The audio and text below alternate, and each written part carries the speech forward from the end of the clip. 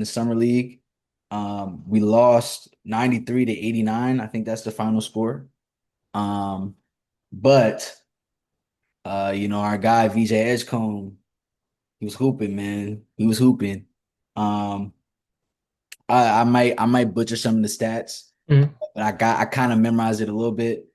He had 28 points, 10 rebounds, 4 assists. I think he was like what, 12 of 26 from the I field. think it was 13 to 27. I don't know how the last one didn't count as a heave though, because it was 36 feet. I thought that counted as a heave now, but is what it is. Couple grenades in there. I think he was more efficient than the stats say, but yeah, 13 for 27.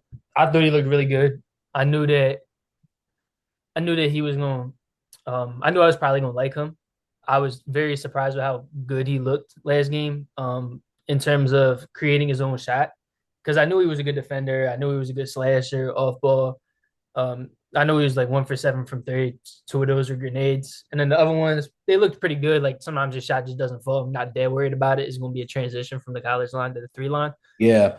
But I thought his touch around the rim looked really good. I thought he was in the right spots. But I think he had 5 pull-up mid-range shots, and I think he had 13 all season at Baylor.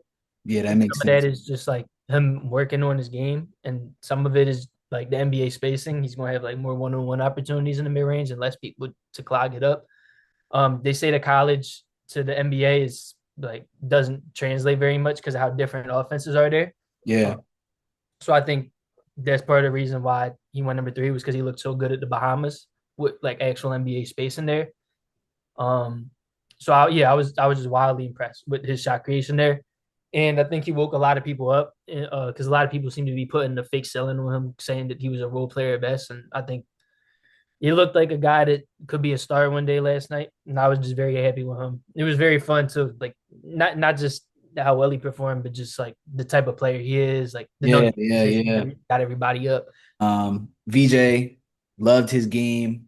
I loved how he was trying to take command. Um, Obviously people said shooting was his weakness, but like you said, it's a big transition from the NBA to or from college to the NBA. So, him going 1 for 7, I'm not really pressed about in his first summer league game, honestly. I think I saw something that said like it was like a stat that someone posted. They said Donovan Mitchell originally shot like 36 from the field in summer league. So you know what I mean? I feel like he's gonna get better he's gonna get better over time.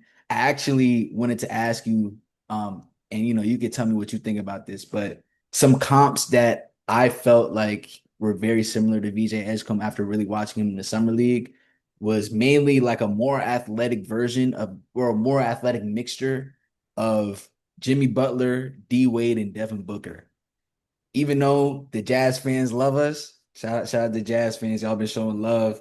He outperformed Ace Bailey, and I think that was like a huge like that's like you said when everyone was making noise about VJ, like those type of performances are key in like making that thing actual reality and showing people that VJ is up there with these three guys. You know what I mean?